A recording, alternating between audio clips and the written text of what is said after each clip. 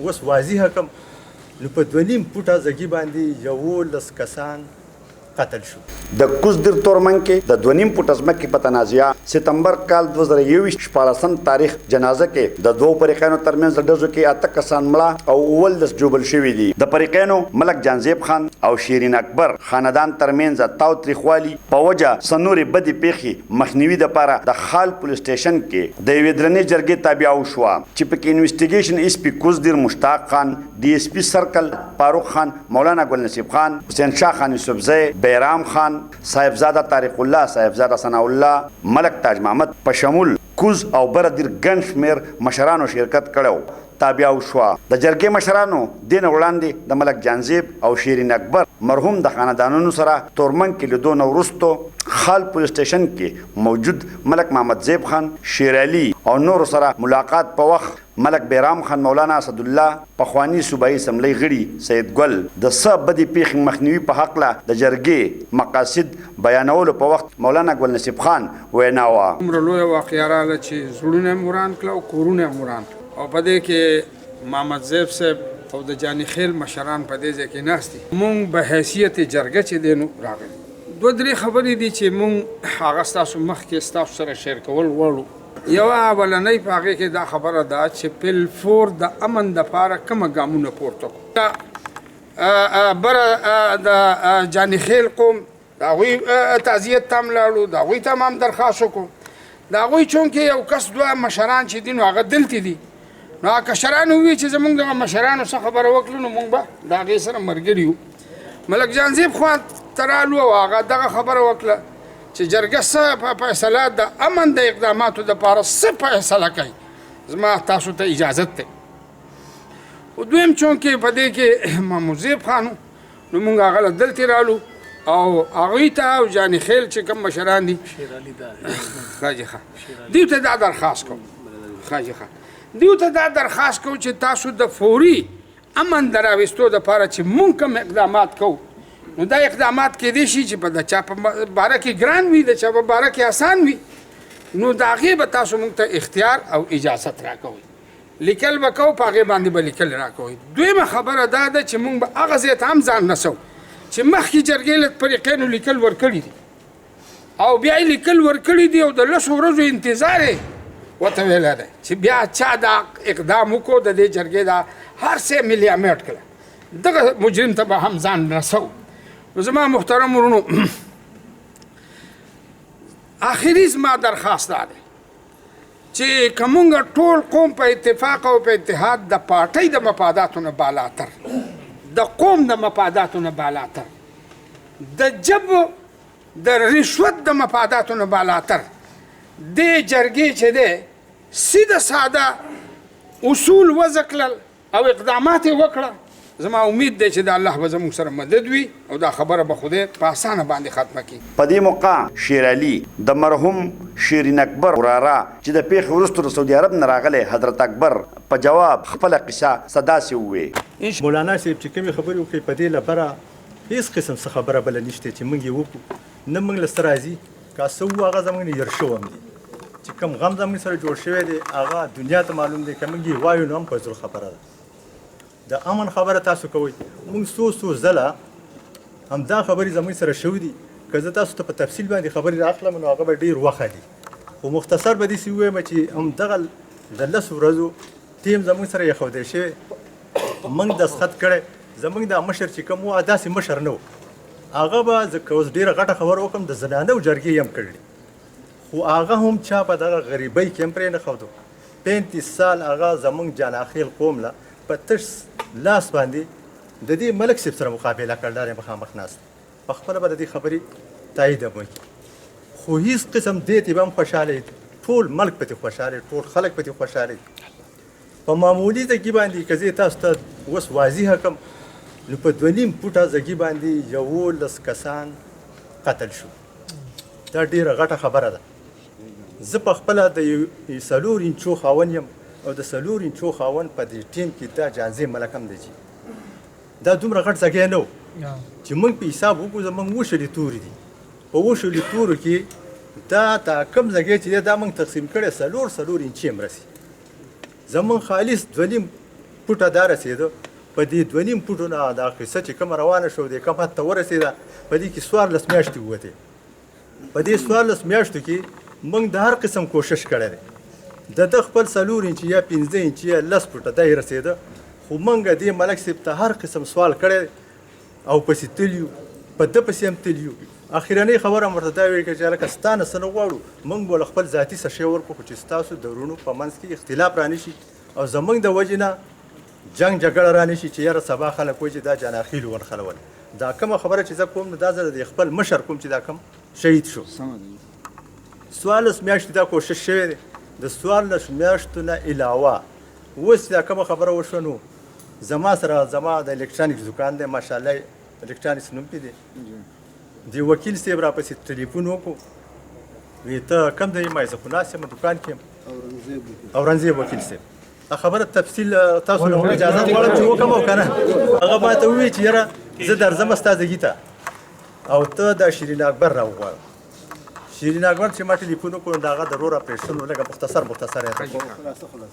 نو هغه په تیمرګري کې و اپریشن یې و نو هغه ما ته وویل چې 3 بجې ټیم وله ورکړه او زه به درشم هغه 3:30 بجې د جازي ملک راغی ما نه تپوس وکړو دغه ممبر صاحب راغلی که نه دی راغلی ما خو نه دی راغلی بیا وکیل ما وکیل هم نه دی راغلی ده په خپل ورور ته ټلیفون وکړو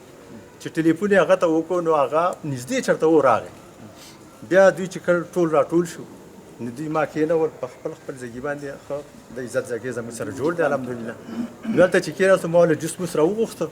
نو دوی جوس هم وڅښو په قلاره کېناستو ده بیا زه دې منځ ته واړولم ډېره خبره چې کوم راپسې خو چې څه بېعزتي په دې ټیم کې هغو زما سره کوله هغه یې وکړه دا کومه ځګی چې و نو ده ما ته ووایي چې دا د ملک صاحب ته تاسو دا دستخط ولې کړی نو ما ورته ویل که دستخط مې کړی دی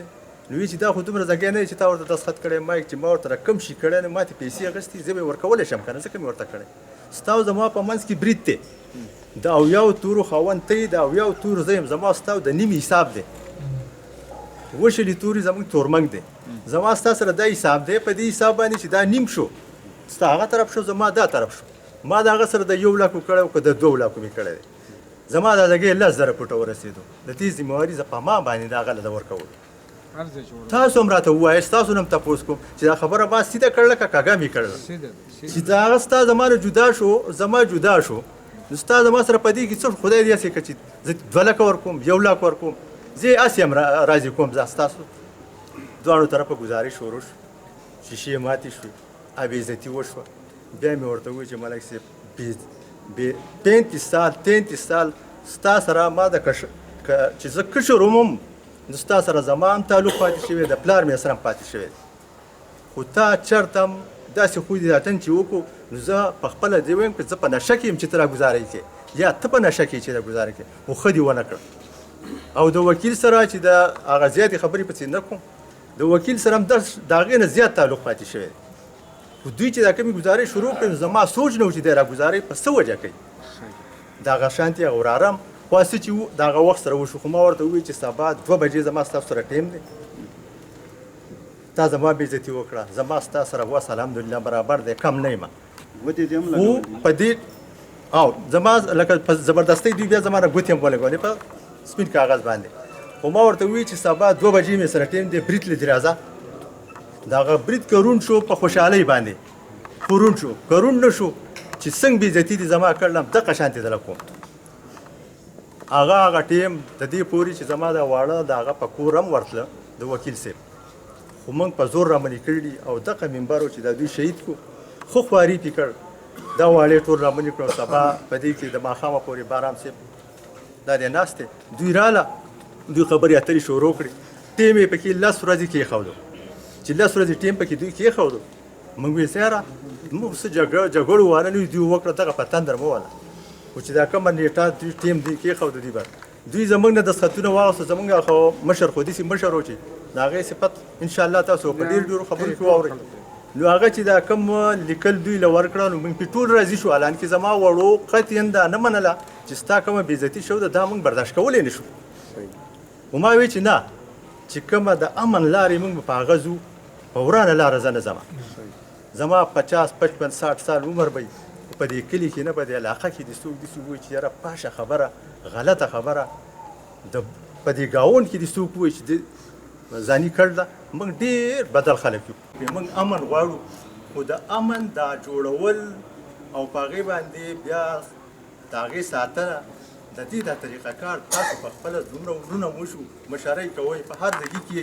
د دې دا لاره تاسو داسې یو جوړه کوئ چې دا د راتلونکي بچو دپاره یو ثبوت جوړ شي موږ خو ډېر ستړي شو په دې کلي کې نن دا د تاسو اورئ چې دا بره څه چل وشو پولیس له حکومت له هر سړي له ستړي ده تا له ستړي ده ما له ستړي ده تاوان را دی موږ د کومې دا خبره چې زما د کومه لس ورځې د ده سره انټر شوي او په دې ما دستخط وکړو ته پې هم وکړه که تا پې نه دی کړی هم دې خبرې دې نه دی کړی نور په ګوته نه پټېږي چې زما ډایرکټ دشمن هم جانزی ملک دی که څوک یې اوري که څوک یې ورته وایي په ما باندې فایرنګ کړی سړي را رښتل دي دا داري زما سره د هر قسم ثبوت شته مال یې مړ کړي زه خو په دغه ورځ باندې هم د دې روڼو دواړو کوز کړم اوس خفه یم چې ورسره تللی وی نو زه به ورسره هم مړ وی که خو دوی زه کوز کړم وی ته مه ځه ته پاسې وه زه چېرته ماسخوتن د جنازو له اکثر تللی هم نه یم او زه هم نه نو هغو ما ته ووایي چې ته مه ځه ما ویل چې بیا دې د ګاډي ورکړې ما یې ورته ګاډی را وباسه چې دا دواړه وروڼه پکې کېناسته او زه یې دوی په زور کوز کړم وی ته مه ځه ته پاسې ونه ځې د هغو په وخت راغلی زه ما دا سوال وروسته کوم چې خدایه تللی وی دا شهادت به زما هم نصیب شوی ده که داسې خو به نه وی پاتې شوی نن زه یتیم پاتې شوم زه تاسو ته جرګې ته مشرانو ته سوال درته کوم چې دا کومه شعر شروع دی دا څه کسان دي په څه خبرې کوي او هم دغه مشران دي خو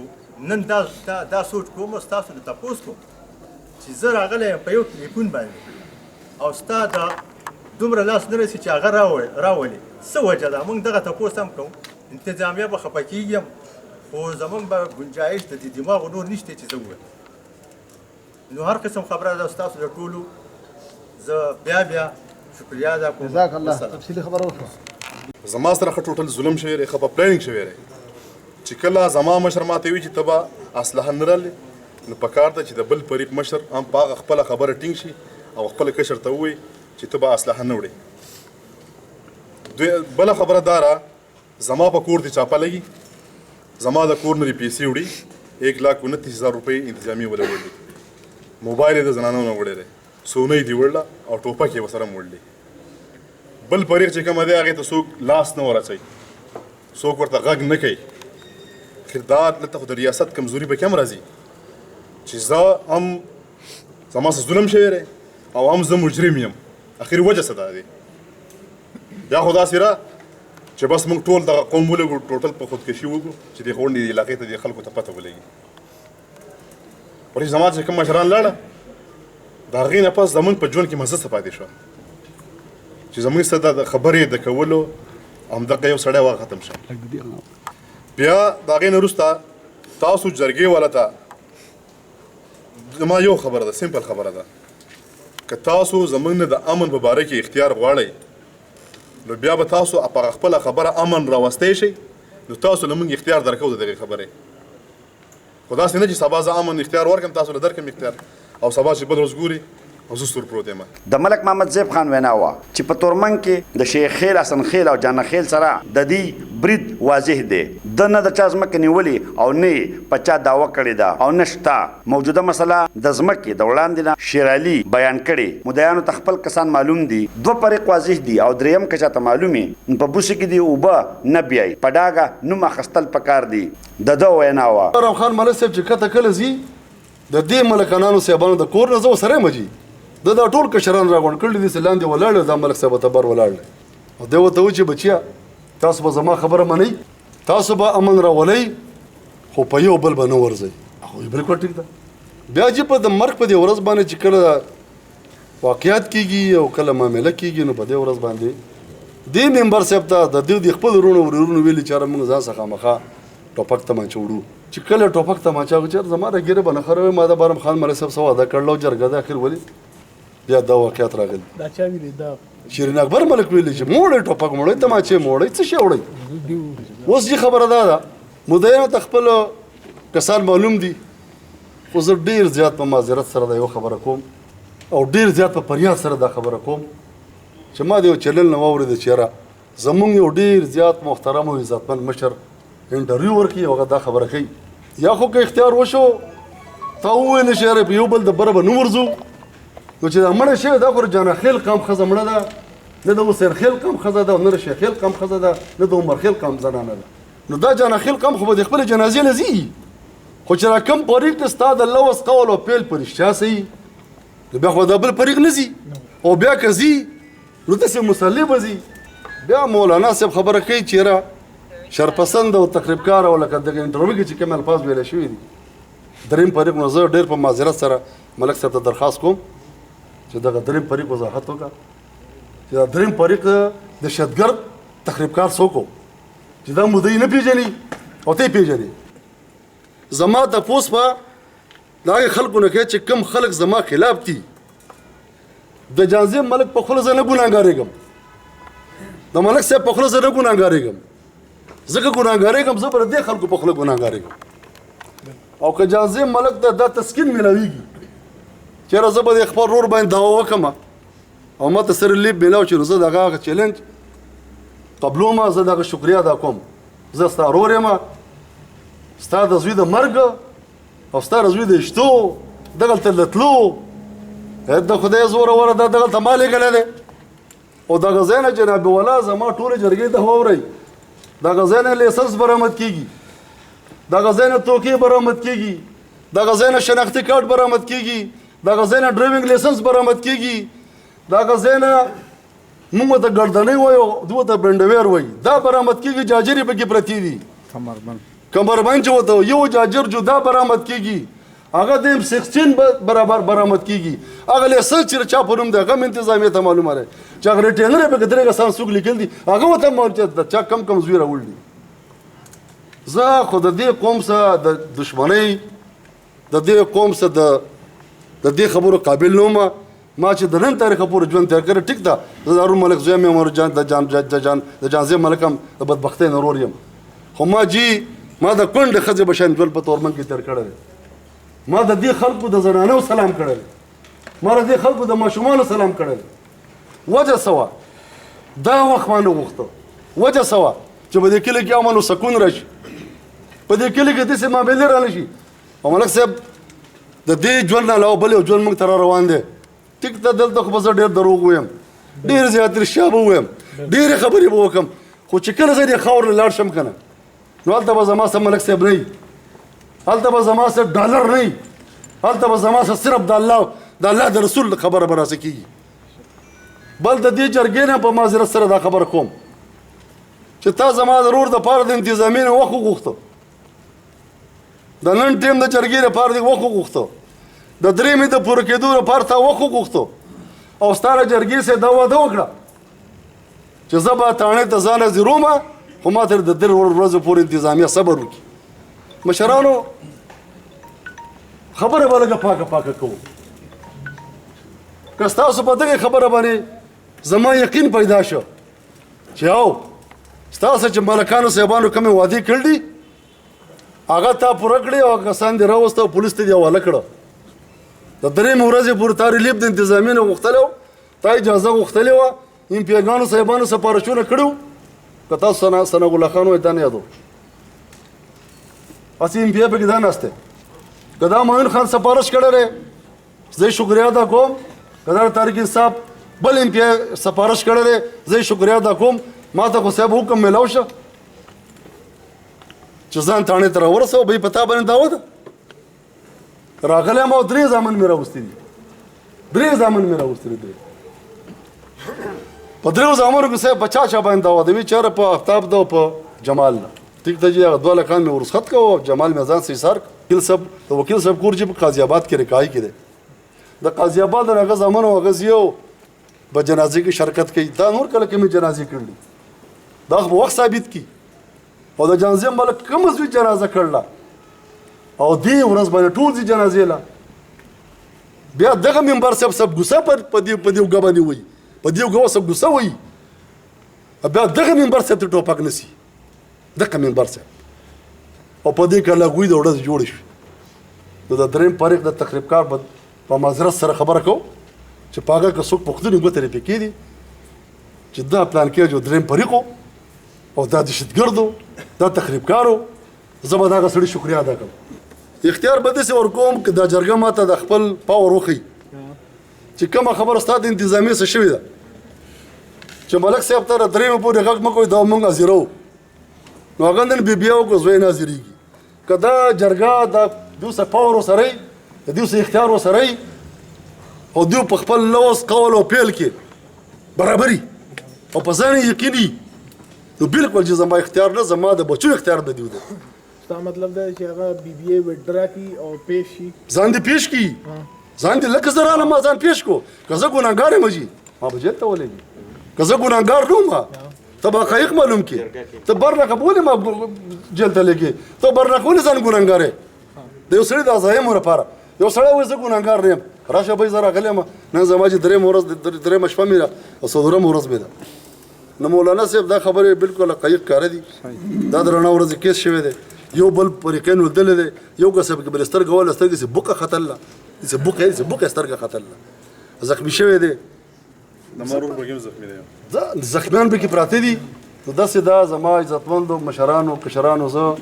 یو ځل بیا رسول الله خیل پندخیل د مشرانو د کشرانو شکریه ادا کوم زما هر څه زما د هر څه تاسو اختیارمن یې زما د هر څه تاسو اختیارمن یې خو زما سبا څوک سیاسي شطرنج نه کوي په دې باندې زه خفه کېږم صحیح ده نه بس ته د یو ځل خبره وشوه جرګې مشرانو د فریقینو ترمنځ د تاوتریخوالي کې کمی او بدې پیښې مخنیوي دپاره رابطو برقرار ساتلو فیصله کړې ده